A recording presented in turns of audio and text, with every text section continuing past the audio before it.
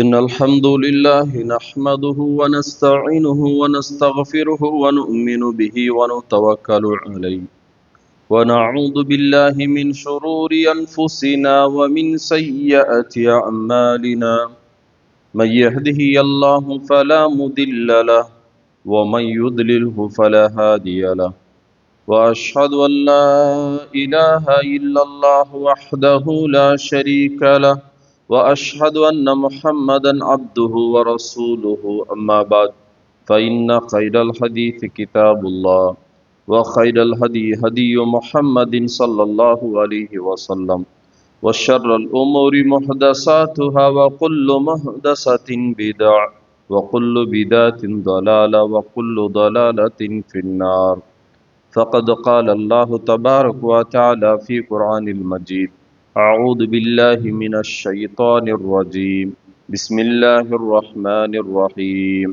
يا أيها الناس اتقوا ربكم الذي خلقكم من نفس واحدة وخلق منها زوجها وبث منهما رجالا كثيرا ونساء واتقوا الله الذي تساءلون به والأرحام إن الله كان عليكم رقيبا بسم الله الرحمن الرحيم يا أيها الذين آمنوا اتقوا الله حق تقاته ولا تموتن إلا وأنتم مسلمون بسم الله الرحمن الرحيم يا أيها الذين آمنوا اتقوا الله وقولوا قولا سديدا يصلح لكم أعمالكم ويغفر لكم ذنوبكم ومن يطع الله ورسوله فقد فاز فوزا عظيما సర్వ ప్రశంసలు సకల పొగడతలు సర్వలోకాలకు సృష్టికర్త పరమ పవిత్రుడు పరిశుద్ధుడైనటువంటి అల్లాహ్కు మాత్రమే శోభిస్తాయి. అంతిమ దైవ ప్రవక్త ముహమ్మద్ రసూలుల్లా సల్లల్లాహు అలైహి వసల్లం వారిపై, గతించిన ప్రవక్తలందరిపై, ప్రవక్త సల్లల్లాహు అలైహి వసల్లం వారి ఉమ్మతులో సమస్త విశ్వాసులందరిపై అల్లాహ్ యొక్క శాంతి శుభాలు ఎల్లవేళలా కురియుగాక. ఆమీన్. సోదరులారా, సోదరిమండలారా, నేటి జుమ్మా ప్రసంగం వదంతులు నమ్మరాదు, అంటే గాలి వార్తలు నమ్మకూడదు, వాటిని ప్రచారం చేయరాదు. అల్లాహ్ సుబ్హానహు తఆలా ఖురాన్లో సూరే నూర్ 15వ ఆయతలో తెలియజేస్తున్నాడు, ఇత్తలక్కౌనహు బిఅల్సినతికుం వతఖూలూన బిఅఫ్వాహికుం మా లైస లకుం బిహి ఇల్మ్ వతహ్సబూనహు హయ్యినం వహువ ఇందల్లాహి అదీమ్. మీకు జ్ఞానం లేని విషయాన్ని మీరు నోళ్లతో చెప్పుకుంటూ దానిని చిన్న విషయంగా భావించారు, కానీ అది అల్లాహ్ దృష్టిలో చాలా తీవ్రమైనటువంటి విషయం. ఈ ఆయతు అమ్మ ఆయిషా రదియల్లాహు అన్హా వారి మీద నిందబడినప్పుడు ఆ సందర్భంగా అవతరించినటువంటి విషయం అన్నమాట. అలాగే అల్లాహ్ సుబ్హానహు తఆలా ఈ తప్పుడు వార్తల గురించి సూరే అల్ హుజరాత్ 6వ ఆయతలో తెలియజేస్తున్నాడు, యా అయ్యుహల్లదీన ఆమను ఇన్ జాఅకుం ఫాసికుం బినబయిన్ ఫతబయ్యను. ఓ విశ్వాసులారా, మీ వద్దకు ఎవరైనా ఒక ఫాసిక్, ఒక దుర్మార్గుడు ఏదైనా ఒక వార్తను తీసుకొని వస్తే దాని నిజానిజాలను మీరు బాగా పరిశీలించండి అని అల్లాహ్ సుబ్హానహు తఆలా ఈ ఆయతులో తెలియజేశాడు.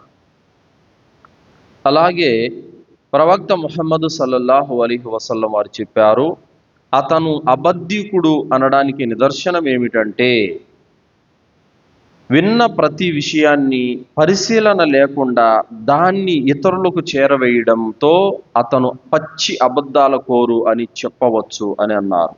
అలాగే ప్రవక్త ముహమ్మద్ సల్లల్లాహు అలైహి వసల్లం వారు చెప్పారు, లా యదుఖులుల్ జన్నత నమ్మాము. ఎవరైతే దుష్ప్రచారాలు చేస్తారో అలాంటి వారు లా యదుఖులుల్ జన్న, అలాంటి వారు జన్నతులోకి ప్రవేశించరు అని ప్రవక్త సల్లల్లాహు అలైహి వసల్లం వారు చెప్పారు.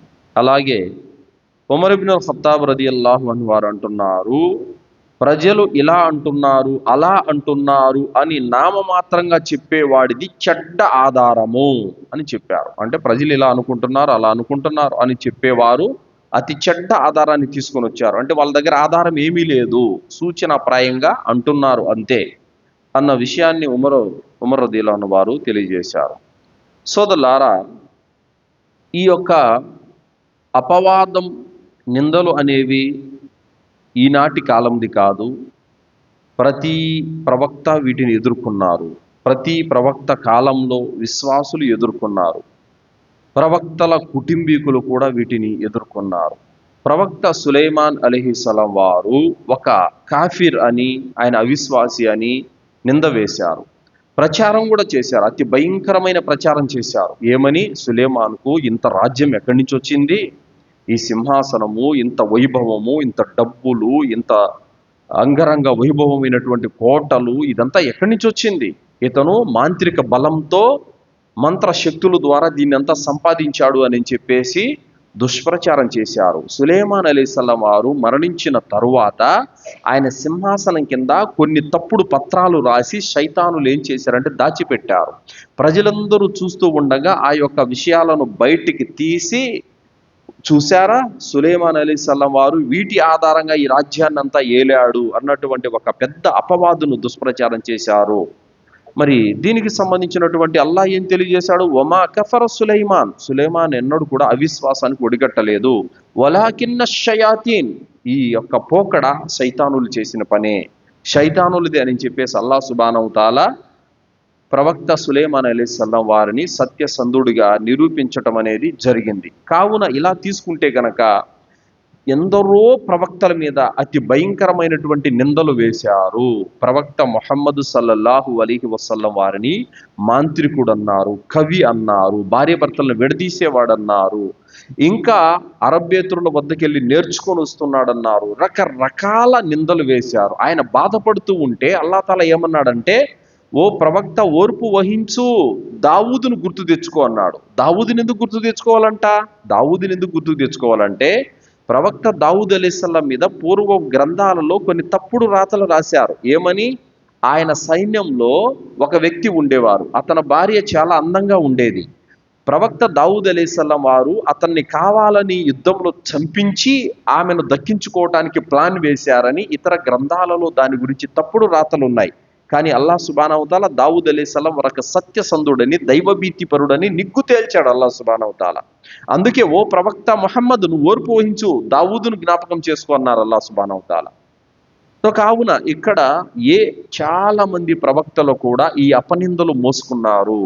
కానీ ఇది ఈనాటిది కాదు, చాలా కాలంగా కూడా ఇలాంటివి దుష్ప్రచారాలు జరుగుతూనే ఉన్నాయి. సోదరులారా, ముఖ్యంగా ఇఫ్క్ సంఘటన అన్నటువంటిది దేన్నంటారంటే హిజ్రీ 5 లేదా 6వ సంవత్సరంలో ప్రవక్త ముహమ్మద్ సల్లల్లాహు అలైహి వసల్లం వారు ఒక యుద్ధ ప్రయాణం మొదలెట్టారు. యుద్ధానికి ఎక్కడైనా సుదీర్ఘమైనటువంటి ప్రయాణం వెళ్ళినప్పుడు భార్యలలో ఎవరు రావాలన్నది ప్రవక్త గారు చీటీలు వేస్తారు. అలా చీటీలు వేయగా అప్పుడు అమ్మ ఆయిషా రదియల్లాహు అన్హా పేరు వచ్చింది. అప్పుడు అమ్మ ఆయిషా రదియల్లాహు అన్హా వారిని ప్రవక్త సల్లల్లాహు అలైహి వసల్లం వారు వెంట పెట్టుకొని వెళ్ళారు. అయితే తిరుగు ప్రయాణంలో ఏం జరిగిందంటే, ఒక చోట ఆగారు. ఆగిన చోట ఆమెను ఏదైతే అంబారీ మీద మోస్తారో వ్యక్తులు, అంబారీ కిందకి దించారు. ఆమె ఏం చేసిందంటే తమ అవసరాలు తీర్చుకోవటానికి కొద్దిగా దూరం వెళ్ళిపోయిందనమాట. వెళ్ళిన తర్వాత అక్కడ తమ కంఠహారం పడిపోయింది. దాన్ని వెతుక్కునే పనిలో ఆమె ఉండిపోయింది. వీళ్ళేం చేశారు? అంబారీ మోసే వాళ్ళు ఆమె వచ్చి కూర్చుందేమో అని అనుకొని తీసుకొని వెళ్ళిపోయారు. ఎందుకంటే ఆమె పెద్ద బరువు ఉండేది కాదు, చాలా సన్నగా ఉండేది, బరువు కూడా ఉండేది కాదు. ఆ విధంగా తీసుకెళ్ళిపోయారు. బిడారం వెళ్ళిపోయింది, సైన్యం అంతా వెళ్ళిపోయారు. మొత్తానికి ఆమె తిరుక్కొని వచ్చింది. ఆ ప్లేస్కి వచ్చి చూస్తే వాళ్ళు లేరు, వెళ్ళిపోయారు. కానీ నేను లేకపోవడం చూసి తిరిగి వాళ్ళే వస్తారులేని అక్కడే పడుకుండిపోయింది అనమాట. ఆ విధంగా ఆమె ఒంటరిగా అక్కడే పడుకొని ఉంది. అయితే సైన్యం యొక్క వస్తువులు ఏదైనా మంచి చెడ్డ వెనకాల పడిపోతే ఒక సెక్యూరిటీగా తీసుకురావటానికి ఒక సహాబీని నియమించారు. సఫ్వాన్ బిన్ ముఅత్తల్ ఆయన పేరు. ఆ సహాబీ వచ్చారు ఆ ప్రదేశానికి. చూస్తే అమ్మ ఆయిషా రదియల్లాహు అన్నవారు ఒంటరిగా పడుకొని ఉండటం చూశారు ఆయన.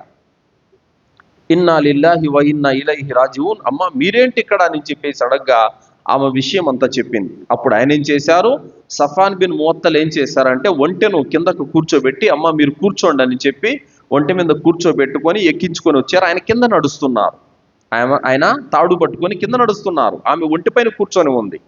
ఆ విధంగా సాగింది.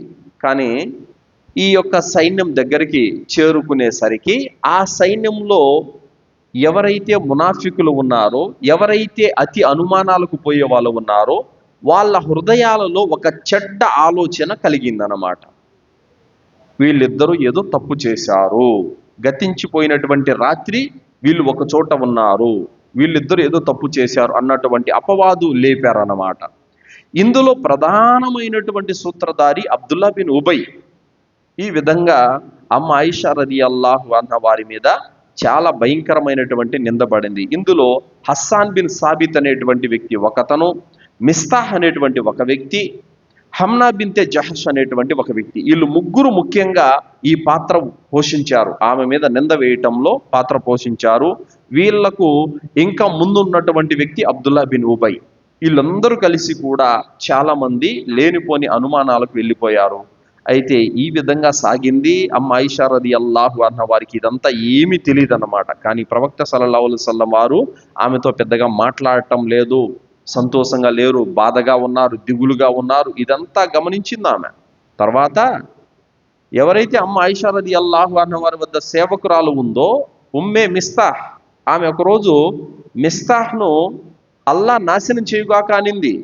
అనగానే ఏంటమ్మా నీ కన్న కొడుకుని నిందించుకుంటున్నావేంటి, నీ కన్న కొడుకుని తిడుతున్నావేంటి, నీకు తెలియదమ్మా నీ మీద వ్యభిచార నింద మోపారు, ఆ మోపిన వాళ్ళలో నా కొడుకు కూడా ఉన్నాడని చెబితే అప్పుడు తెలిసింది ఆమెకి.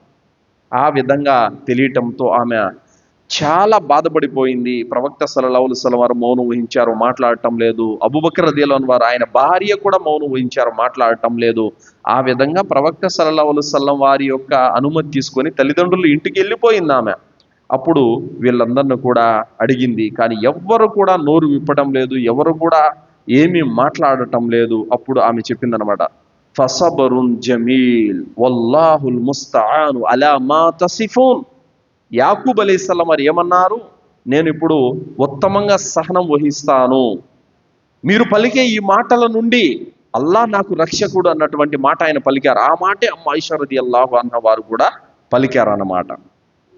ఆ విధంగా రకరకాలుగా దుష్ప్రచారం సాగుతుంది సాగుతుంది సాగుతుంది. కొద్ది రోజుల తర్వాత వహీ అవతరించింది. అల్హమ్దులిల్లా. అల్లాహ్ సుబ్హానహు వ తఆలా అన్నాడు, ఇన్నల్లదీన జాఊ బిఅల్ ఇఫ్కు ఉస్బతున్ మిన్కుమ్.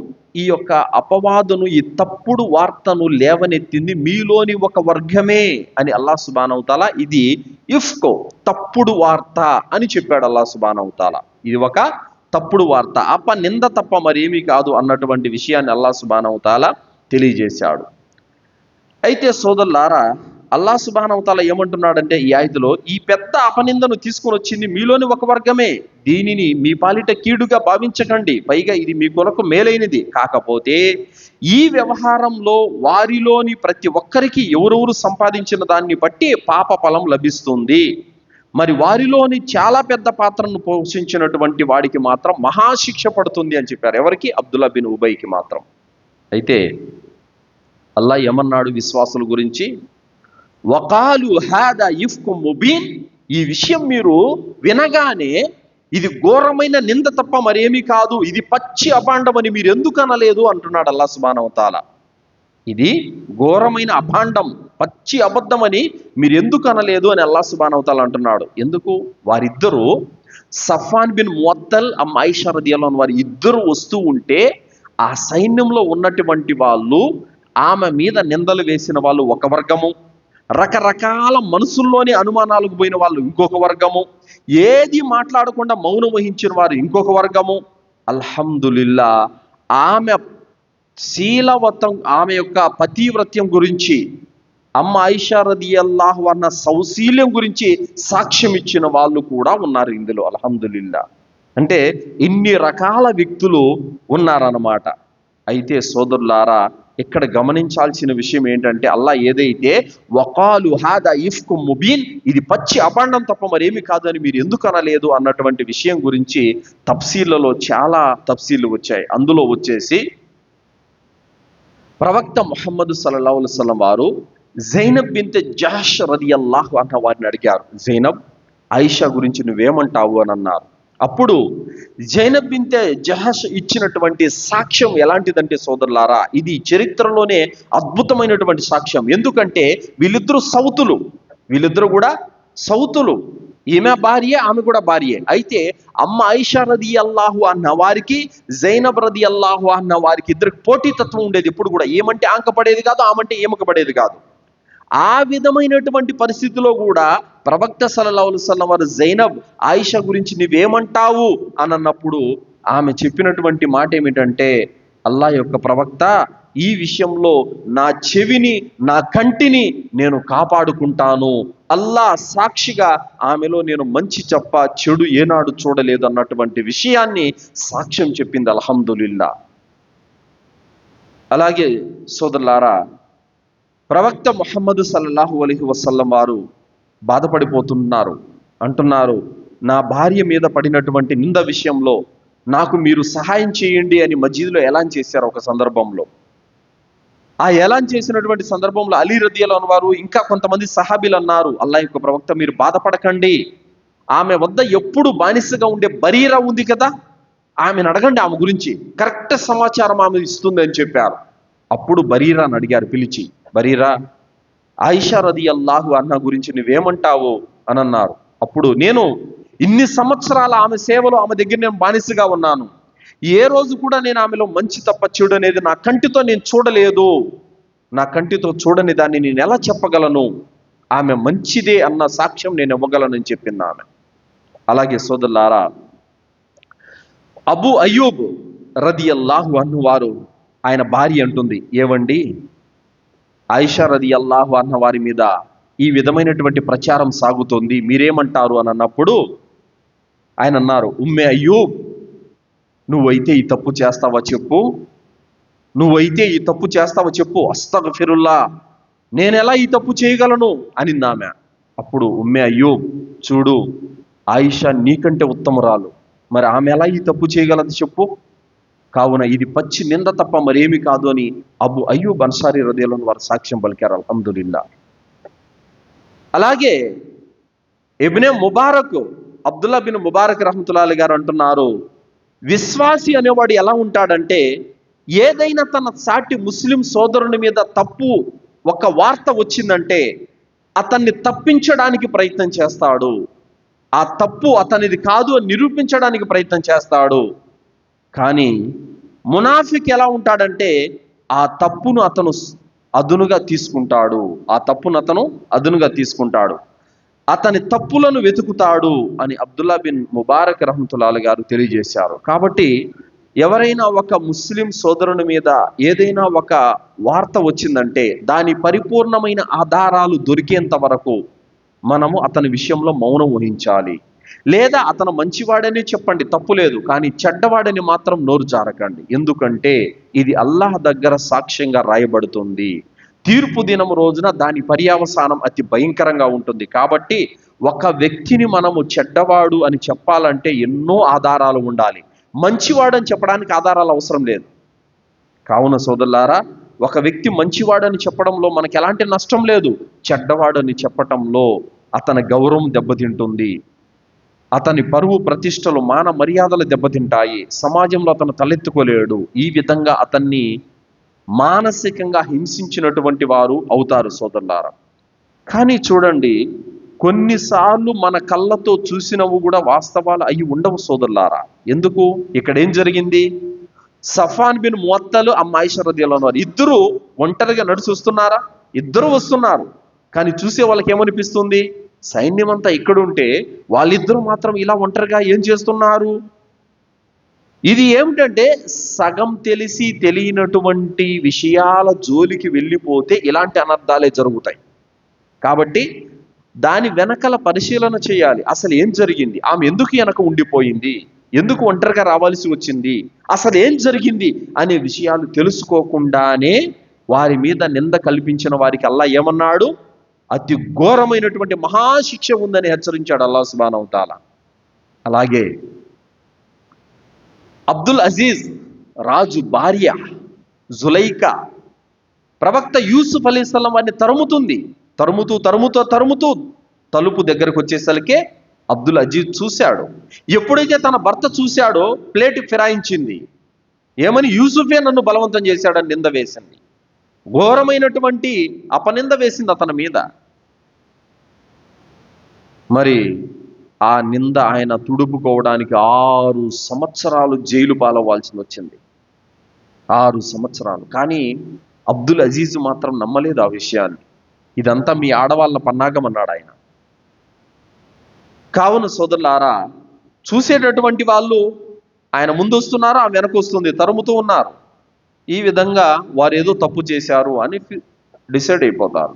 కావున ఎక్కడైనా కొన్ని అనివార్యాల కారణం చేత, పరిస్థితుల ప్రభావం రీత్యా పరాయి పురుషుడు పరాయి స్త్రీ అనుకోకుండా ఒక సందర్భంలో ఎక్కడైనా నిల్చొని ఉంటారు, ఎక్కడైనా కూర్చొని ఉంటారు.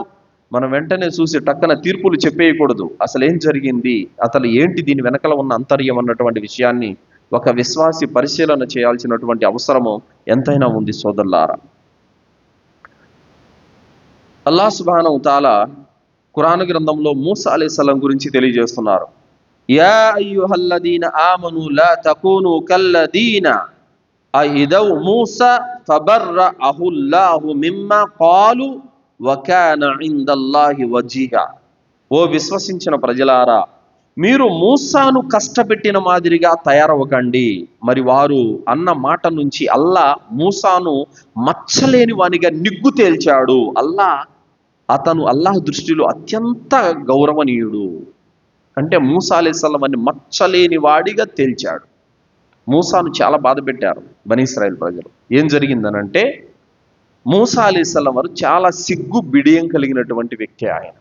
ఆ విధంగా ఆయన స్నానానికి వెళ్ళేటప్పుడు సపరేట్గా వెళ్ళేవాడు, ఒంటరిగా వెళ్ళేవాడు, రహస్యంగా స్నానం చేసేవాడు. ఆయన శరీరాన్ని ఎప్పుడు కప్పుకునేవారు, ఎప్పుడు కూడా ఆయన శరీరాన్ని బహిర్గతం చేసేవాడు కాదు. ఈ విధంగా ఉండటం చూసి బనీ ఇశ్రాయేల్ ప్రజలు ఏమనుకున్నారంటే, మూసా అలైహిస్సలాంకు బొల్లి వ్యాధి ఉంది, ఏదో మర్మాంగాల లోపం ఉంది, అందుకోసమే ఈయన రహస్యంగా వెళ్ళి స్నానం చేస్తున్నాడు, రహస్యంగా ఉంటున్నాడు, ఎప్పుడు తన దుస్తులు విప్పడు. ఎందుకంటే ఆ సమాజము ఆ నదిలోకి వెళ్ళి స్నానం చేసేటప్పుడు వాళ్ళు బట్టలు లేకుండా చేస్తారు. కానీ మూసా అలైహిస్సలాం అలా కాదు. ఆ విధంగా ఆయన రహస్యంగా వెళ్ళేవారు, ఒంటరిగా వెళ్ళేవారు. అలా ఒకానొక సందర్భంలో మూసా అలైహిస్సలాం వారు తన బట్టలు విప్పి ఒక రాతి మీద పెట్టి దూరంగా వెళ్ళి ఆయన నదిలో స్నానం చేస్తున్నప్పుడు అల్లాహ్ సుబ్హానహు తఆలా ఆ రాతికి ఆదేశించాడు. ఆ బట్టలు తీసుకెళ్ళిపోయింది రాయి. మూసా అలైహిస్సలాం వారు నగ్నంగా ఉన్నారు, పూర్తి నగ్నంగా ఉన్నారు. ఆ రాయిని వెంబడించాడు, దాన్ని వెంబడిస్తున్నాడు. తన నగ్నంగా ఉన్న విషయం మర్చిపోయాడు. ఆ విధంగా ఆయన కోపంతో ఆ రాయి వెనకల పడ్డాడు. ఆ రాయి ఎక్కడికి వెళ్ళి ఆగింది? ఎవరైతే మూసా అలైహిస్సలాం మీద నిందలు వేశారో, ఆయన లోపాలు ఉన్నాయన్నటువంటి విషయాన్ని ప్రచారం చేశారో, వాళ్ళంతా ఒక చోట ఊరి మధ్యలో గుంపుగా ఉన్నారు. అక్కడికి వెళ్ళి ఆగింది ఆ రాయి. అక్కడికి వెళితే మూసా అలైహిస్సలాం వారిని నడి నెత్త నుంచి పాదం వరకు వాళ్ళు పూర్తిగా చూసేశారు. అప్పుడు అందరూ కూడా సిగ్గుతో తలదించుకున్నారు. మూసా అందమైనటువంటి దేహ దారుఢ్యం కలిగిన వాడు, మహాసుందరమైనటువంటి వాడు, ఏ బొల్లి రోగము లేదు, ఏ మర్మాంగాల లోపము లేదు, మనమే అపోహలో ఉన్నామని చెప్పేసి వారందరూ కూడా అక్కడ భావించడం జరిగింది. అల్లాహ్ సుబ్హానహు తఆలా ఆయన మీద పడినటువంటి ఆ మచ్చను, ఆ నిందను, ఆపోహను కడిగేశాడు అల్లాహ్ సుబ్హానహు తఆలా. ఆ విధంగా మూసా అలైహిస్సలాం వారు ఆ రాయిని ఎంతగా కొట్టారంటే గనక ఏ ఏనుగు అయితే చచ్చిపోయేదన్నమాట, అంత బలంగా కొట్టారు. ఆ విధంగా మూసా అలైహిస్సలాం వారి మీద, అంటే ప్రవక్తల మీద కూడా ఇలాంటివనేవి తప్పుడు ప్రచారాలు జరిగాయి సోదరులారా. కావున ఎక్కడైనా సరే ఒక విశ్వాసి మీద తప్పుడు వార్త వచ్చిందంటే అతని యొక్క పేరు గురించి, అతని ప్రతిష్ట గురించి, అతని గౌరవ మర్యాదల గురించి మనం ఆలోచించి మాట్లాడాలి. నేను పలికేటటువంటి ఈ మాట రేపు అతని పరువుని దెబ్బతీస్తుంది, నేను ఈరోజు మాట్లాడేటటువంటి ఈ మాట అతని మాన మర్యాదలకు భంగం కలుగుతుంది, దీని కారణంగా రేపు నేను అల్లాహ్ దగ్గర జవాబు చెప్పాలి అన్నటువంటి ఒక ఆలోచన మన మదిలో మెదలాల్సినటువంటి అవసరం ఎంతైనా ఉంది సోదరులారా. మరి ఒక ముస్లిం మీద ఏదైనా ఒక తప్పుడు వార్త వచ్చిందంటే దాని విషయంలో మన వ్యవహారం ఎలా ఉండాలి? అతను బాధ కలిగితే అప్పుడు మనం ఏం చేయాలి? నిజంగా అతని మాన మర్యాదలకు, అతని పేరు ప్రతిష్టలకు భంగం కలిగేటువంటి పరిస్థితి ఏర్పడినప్పుడు మనం ఏం చేయాలి? చూడండి, ప్రవక్త ముహమ్మద్ సల్లల్లాహు అలైహి వసల్లం వారి భార్య అయినటువంటి సఫియా బింతే హుయ్ రదియల్లాహు అన్హా, ఆమెను కొంతమంది భార్యలు ఏమన్నారంటే, యా బింత యహూదీ, ఓ యహూదీ యొక్క కూతురా అని పిలిచారు. ఆ పిలవటం అనేది సఫియా బింతే హుయ్ రదియల్లాహు అన్హా వారికి చాలా బాధ కలిగింది. ఏడ్చుకుంటూ ఆమె ప్రవక్త ముహమ్మద్ సల్లల్లాహు అలైహి వసల్లం వారి వద్దకు వెళ్ళి, అల్లాహ్ యొక్క ప్రవక్త, నీ భార్యలలో కొందరు నన్ను ఈ విధంగా అన్నారు అని ఆమె బాధపడింది, ఏడ్చింది. అప్పుడు ప్రవక్త ముహమ్మద్ సల్లల్లాహు అలైహి వసల్లం వారు అన్నారు, ఓ సఫియా, నీ తండ్రి, నీ పెద్ద తండ్రి ఇద్దరు ప్రవక్తలే, హారూన్, మూసా ప్రవక్తలు, ఆ వంశమురాలివి నువ్వు. మరియు స్వతహాగా నీ భర్త ఇమాముల్ అంబియా, నీ భర్త ఒక ప్రవక్త. మరి నీ గౌరవం ఎక్కడ తగ్గింది? వాళ్ళన్నంత మాత్రాన్ని నీ గౌరవం తగ్గుతుందా అని ప్రవక్త ముహమ్మద్ సల్లల్లాహు అలైహి వసల్లం వారు సఫియాను ఓదార్చారు. అలాగే అన్నారు, ఆమెను ఓదార్చడమే కాదు, మళ్ళీ ఆమె గౌరవాన్ని నిలబెట్టారు. ఎలా నిలబెట్టారు? ఆ రోజు సఫియా రదియల్లాహు అన్హా గురించి చెప్పిన మాట ప్రళయం వరకు వచ్చే ముస్లిములు తమ పుస్తకాలలో చదువుతున్నారు ఈ వృత్తాంతాన్ని. అల్హమ్దులిల్లా, అంతగా గౌరవాన్ని నిలబెట్టారు, తన భార్య గౌరవాన్ని నిలబెట్టారు. అల్హమ్దులిల్లా. అలాగే మరొక సందర్భంలో ఆయిషా రదియల్లాహు అన్హా వారు ఆమె గురించి ఏమన్నారంటే, పొట్టామె వస్తుంది అని అన్నారు. సఫియా రదియల్లాహు అన్హా వారు పొట్టిగా ఉండేవారు, పొట్టామె వస్తుంది అని అన్నారు. ఈ మాట ప్రవక్త ముహమ్మద్ సల్లల్లాహు అలైహి వసల్లం వారు విని ఏమన్నారంటే, ఆయిషా, నువ్వు అన్నటువంటి ఈ మాట సముద్రంలో కలిపితే గనక సముద్రం అంతా విషంగా మారిపోతుంది అని అన్నారు. అంటే ఒక ముస్లింకు బాధ కలిగించడం అనేది, ఎగతాళి చేయటం అనేది, అతని పరువుకు ప్రతిష్టలకు భంగం కలగటం అనేది ఎంత ఘోరమైన తప్పిదమో ఒక్కసారి ఆలోచించాలి. కావున సోదరులారా, ఇక్కడ చెబుతున్నటువంటి మాట ఏమిటంటే, ఒక ముస్లిం సోదరుని గురించి ఎవరైనా చెప్పినప్పుడు మనం వెంటనే ఆ మాటను నమ్మకుండా దాని వెనకాల నిజానిజాలను పరిశీలన చెయ్యాలి. పరిశీలన చెయ్యక ముందే ఒక నిర్ణయానికి రాకూడదు సోదరులారా. కొన్నిసార్లు మన కళ్ళే మనల్ని మోసం చేస్తాయి, మన చెవులే మనల్ని మోసం చేస్తాయి. మన విన్నది వేరు, దాని వెనకాల వేరే ఉంటుంది. మనం చూసింది వేరు, దాని వెనకాల వేరే ఉంటుంది. ఈరోజు చాలా చోట్ల ఆ మజీదు జుమ్మేదారి ఇంత తిన్నాడు, అంత తిన్నాడు, ఎలాంటి ఆధారం ఉండదు. కావాల్సిన కల్లా పడక గిట్టక ఇలాంటి మాటలు చెబుతూ ఉంటారు. దీని పర్యావసానం తీర్పు దినం రోజున నిరాధారమైనటువంటి మాటలు, నిరాధారమైనటువంటి అభాండాలు వేసినందుకు గాను రేపు తీర్పు దినం రోజున అతని కర్మలు ఇతనికి ఇవ్వాల్సినటువంటి పరిస్థితి ఏర్పడుతుంది. సోదరులారా, ఖులికల్ ఇన్సాన దయీఫా, ప్రతి మానవుడు కూడా బలహీనతతో సృష్టించబడ్డాడు. ఒకడిలో పిసినారితనం ఉంటుంది, ఒకడిలో అతి ఆవేశం ఉంటుంది, ఒకడిలో ఏడ్చే స్వభావం ఉంటుంది, ఒకడిలో అలిగే స్వభావం ఉంటుంది. రకరకాల స్వభావాలతో మానవులు సృష్టించబడ్డారు అల్లాహ్ సుబ్హానహు వ తఆలా. అందుకే మానవుడు బలహీనతపై బలహీనతతో సృష్టించబడ్డాడని చెప్పారు.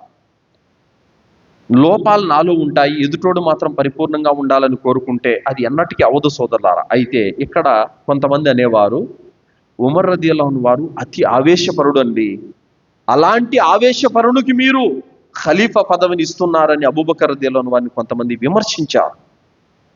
మరి ఆ టైంలో బిలాల్ రదియల్లాహు అన్హు వారు ఏమన్నారు తెలుసా? చూడండి, మీరు ఉమర్ రదియల్లాహు అన్హు వారిలో అతి ఆవేశాన్ని మీరు చూశారు.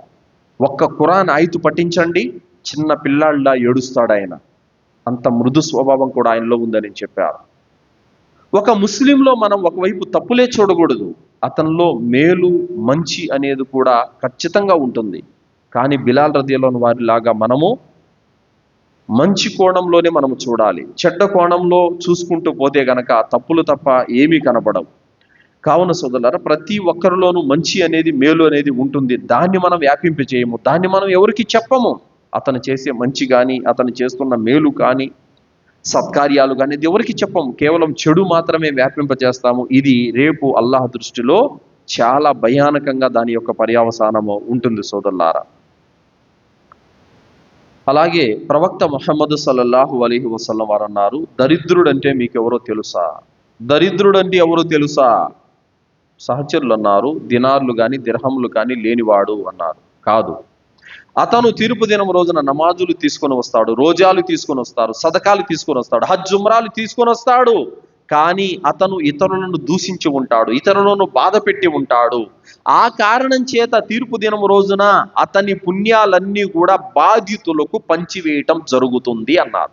బాధితులకు పంచివేయడం జరుగుతుంది. అలా పంచగా పంచగా పంచగా ఇంకా బాధితులు మిగిలిపోతారు. అప్పుడేం జరుగుతుంది? వారి పాపాలు తీసి ఇతన్ని నెత్తిని వేసి నరకానికి పంపడం జరుగుతుంది. మరి ఇంత అవసరమా మనకి? రేపు మన పుణ్యాలు ఇతరులకు ఇచ్చేసి వారి పాపాలు మన నెత్తినేసుకుని నరకానికి పోవాల్సినంత అవసరమా? అందుకే మన నాలుకను మనం అదుపులో పెట్టుకోవాలి. అందుకే ఎవరి గురించి అంటే వారి గురించి విన్న ప్రతిదాని గురించి మనం ఏదో ఒకటి వాగేసి మన కర్మలను నాశనం చేసుకోకూడదు. పరలోకంలో మనము నరకాగ్నిలో స్థానం ఏర్పరచుకోకూడదు. కాబట్టి తప్పనిసరిగా మనము విన్న దాని మీద పరిశీలన ఉండాలి. మనకు అవసరం లేదా మౌనం వహించాలి. మనకు అనవసరమైనటువంటి మ్యాటర్ అయితే ఖచ్చితంగా మౌనం వహించాలి. లేదు ఇది సమాజానికి అవసరము అన్నటువంటి విషయం అయితే దాని వెనకాల పరిశీలన జరగాలి, నిజాలు తెలుసుకోవాలి. తెలుసుకొని దాని తర్వాత మనం ఒక నిర్ణయానికి రావాలి. అలాగే అల్లాహ్ సుబ్హానహు తఆలా ఖురాన్ గ్రంథంలో తెలియజేశాడు, వల్లదీన యుఉదూనల్ ముమినీన వల్ ముమినాతి బిగైరి మక్తసబు ఫఖద్ ఇహ్తమిలు బుహ్తానన్ వ ఇస్మం ముబీనా.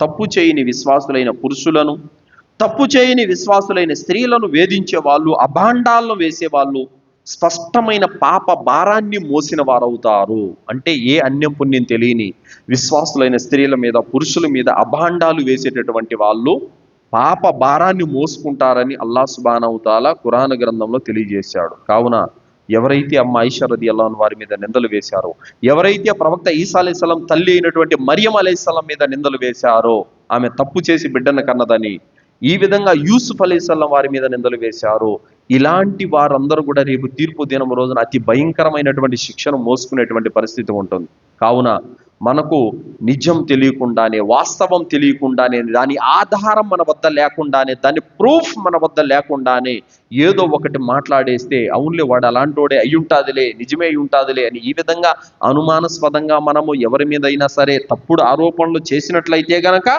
తీర్పు దినం రోజున ఏదైతే అమ్మ ఆయిషా రదియల్లాహు అన్హా వారి విషయంలో అల్లాహ్ హెచ్చరిక చేస్తున్నాడో ఆ హెచ్చరికలో మనము కూడా ఉంటామన్నటువంటి విషయాన్ని మనము గ్రహించాల్సినటువంటి అవసరం ఉంది. కాబట్టి ఈ యొక్క తప్పుడు సమాచారాలు, తప్పుడు వార్తలు మనము నిద్రలేసినట్టు ఎన్నో వింటా ఉంటాం. ఇవన్నీ వచ్చిన వల్ల చూసిన ప్రతి మెసేజ్ ఫార్వర్డ్ చేయడము, చూసిన ప్రతిదీ దాని వెనకాల నిజాలు తెలుసుకోకుండా షేర్ చేయటము, గ్రూపుల్లో వేసేయడము, ఇదంతా కూడా నిజంగా చాలా పెద్ద నష్టానికి దారితీసే విషయాలు ఇవన్నీ కూడా.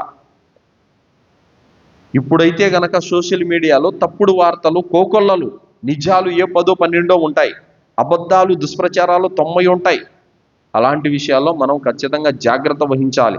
ఒకవేళ ఆ తప్పుడు సమాచారాన్ని మనం చేరవేసి దాన్ని గనక ఎవరైనా నమ్మితే, దాని మీద కనుక ఎవరైనా అమలు చేస్తే ఆ పాప భారం మన మీద పడుతుంది సోదరులారా. అందుకోసమే ఏదైనా ప్రతి విషయాన్ని కూడా దాని నిజాలను పరిశీలన చేయాలి. ఒకప్పుడు ఇంత టెక్నాలజీ లేదు, అందుకోసం ఏదైనా హదీసులు తయారు చేసి పంపించేటప్పుడు ఏదో మనము పుస్తకాల్లో చూసింది పంపించేవాళ్ళం. కానీ ఇప్పుడు అలా కాదు. ఒక హదీసు పైన మనకేదైనా అనుమానం వస్తే పండితులకు పంపుతున్నాం, దాని మీద రీసెర్చ్ పరిశీలన తర్వాతే మనం పంపడం జరుగుతుంది. ఆ విధంగా మనలో ఖచ్చితంగా మార్పు అనేది రావాలి. కావున సోదరులారా, మన నోళ్లను, మన చెవులను, మన చేతులను, మన నాలుకను తప్పనిసరిగా కాపాడుకోవాలి. లేదంటే గనక అల్లాహ్ సుబ్హానహు తఆలా దర్బారులో మన పుణ్యాలను కోల్పోయే పరిస్థితి వస్తుంది సోదరులారా. అల్లాహ్తో నేను దువా చేస్తూ ముగిస్తున్నాను. విన్నటువంటి విషయాలపైన సదాచరణ చేసే సద్బుద్ధిని అల్లాహ్ మనందరికీ ప్రసాదించుగాక. అల్లాహ్ సుబ్హానహు తఆలా మనకు ఖురాన్ హదీసు వెలుగులో జీవితం గడిపే భాగ్యాన్ని ప్రసాదించుగాక. అల్లాహ్ మనల్ని షిర్కు నుండి, కుఫ్ర్ నుండి, బిదాత్ నుండి రక్షించుగాక. అల్లాహ్ సుబ్హానహు తఆలా మనల్ని కబర్ శిక్ష నుండి, జహన్నం నుండి కాపాడుగాక. అల్లాహ్ తాలా మనందరికీ భార్య పిల్లలతో స్వర్గంలో ఉండే భాగ్యాన్ని ప్రసాదించుగాక. ఆమీన్. వాఖిరు దావానా అల్హమ్దులిల్లాహి రబ్బిల్ ఆలమీన్. బారకల్లాహు లనా వలకుం ఫిల్ ఖురానిల్ అదీమ్ వస్తగ్ఫిరుల్లాహి వలిస్సాయిరిల్ ముస్లిమీన్ ఇన్నహు తాలా జవాదుల్ కరీం.